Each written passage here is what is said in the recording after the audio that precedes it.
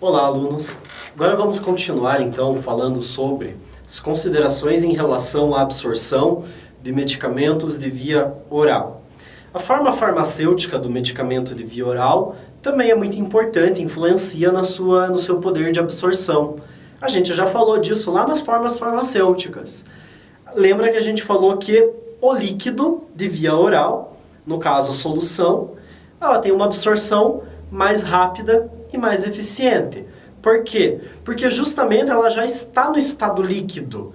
Ela não precisa passar por tantas etapas de digestão, ela já está pronta para ser absorvida pelo intestino. As formas em pó e em granulado, a mesma coisa. Elas também têm uma facilidade maior, porque elas já estão dissolvidas. Elas serão misturadas em água, elas vão ficar então numa forma de suspensão.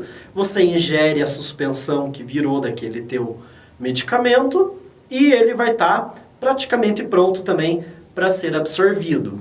Por sua vez, comprimidos e cápsulas têm uma absorção mais lenta, porque eles precisam passar pelas etapas de liberação. Precisa ter a desintegração, a degradação e a dissolução para que ele seja absorvido. Então ele tem que passar por mais etapas, é mais lenta a sua absorção.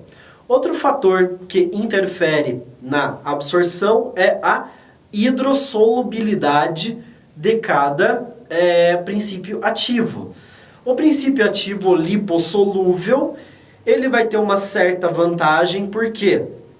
Porque ele consegue atravessar membranas plasmáticas com maior facilidade.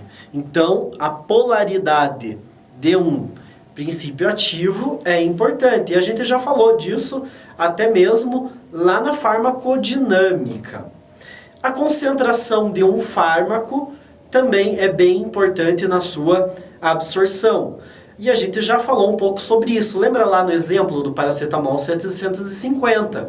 A concentração deste medicamento ela é elevada justamente porque o comprimido ele tem que passar pelas etapas da liberação, que é mais lento, e acaba por ser um comprimido, ele tem uma menor biodisponibilidade. Então, a concentração do fármaco tem que ser maior para que mais fármaco seja absorvido e menos seja perdido, para que você tenha essa concentração plasmática dentro do índice terapêutico, onde ele vai funcionar e ao mesmo tempo ele não vai ser tóxico. Outra coisa muito importante, também a gente já falou sobre isso, é o tamanho das moléculas. Como que é dado, como que a gente verifica o tamanho das moléculas na química? É através do seu peso atômico. Ou seja, você olha lá na tabela periódica, tem lá o carbono. Qual é o peso atômico do carbono? Tá lá, 12. 12 unidades de massa atômica. Então, são esses numerozinhos que a gente vai somar do princípio ativo do fármaco para saber o seu tamanho. Em geral, fármacos com 100 a 200 unidades de massa atômica é onde a gente tem uma melhor absorção. Acima disso, a absorção vai ficando mais lenta e dependendo do tamanho, digamos, acima de 1000, ela já começa a se tornar até mesmo inviável.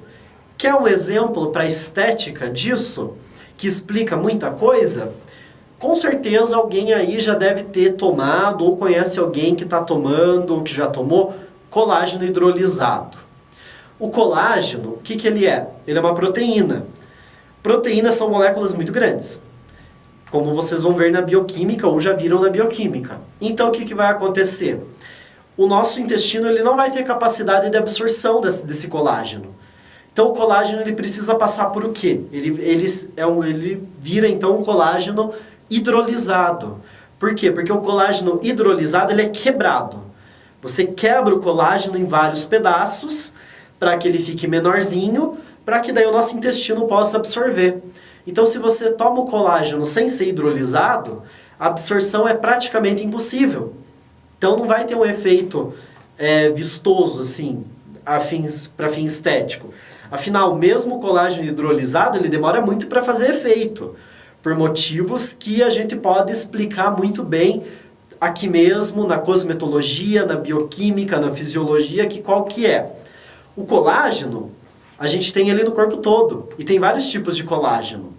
E aí a gente tem que entender, é importante, já que a gente está falando sobre isso, o profissional de estética entender que a pele e os pelos, no caso o cabelo, unhas e tudo mais, não são uma prioridade do nosso corpo. Para onde ele vai mandar colágeno primeiro? O sangue que sai ali do aparelho digestivo com os nutrientes, ele vai passando primeiro aonde? Nos órgãos vitais. E esses órgãos vitais precisam de colágeno. Então o negócio é o seguinte, a pele ela está no final da fila do sopão, do colágeno. Então, se sobrar, a pele pega. Se não sobrar, a pele que volta na próxima refeição. É assim que acontece, quer dizer, na verdade é felizmente, né? Porque a pele realmente, para o nosso corpo, não é tão vital quanto o coração, cérebro, pulmões e assim por diante, ok?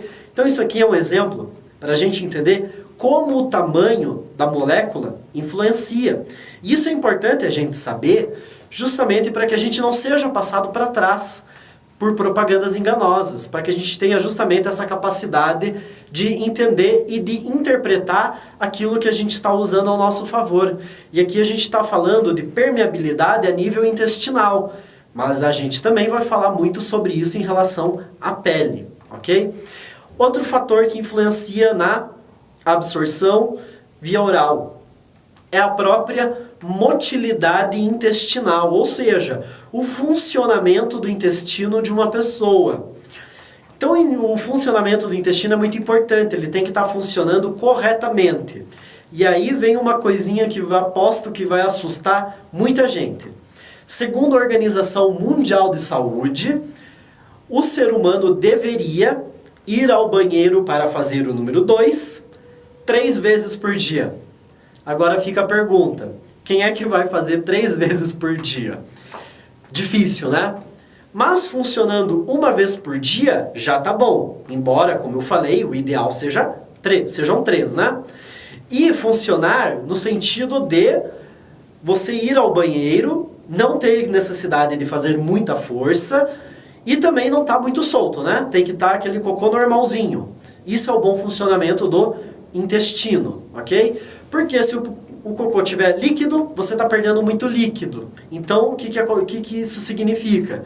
Significa que você não está tendo muita absorção. Então, isso vai interferir na absorção de um medicamento, não só de um medicamento, mas de qualquer nutriente, se você tem um intestino muito solto. E o contrário, se você tem um intestino muito preso, você pode ter um excesso de absorção, não só do medicamento, mas também o que vai acontecer. Quando você tem o intestino muito preso, o bolo fecal ele fica parado no intestino. E o intestino, ele funciona como uma esponja. Ele absorve tudo, ele é feito para absorver. Isso que ele gosta de fazer, ele gosta de absorver. Então o nosso cocô é aquilo que realmente o nosso corpo não precisa mais. E se o bolo fecal ficar parado no intestino, o intestino vai ficar tentando absorver alguma coisa que tiver ali. Então o que vai acontecer? Vai absorver água também daquele bolo fecal e por isso que daí o cocô fica duro. E a pessoa tem dificuldade de ir do banheiro quando tem prisão de ventre, porque perde a lubrificação.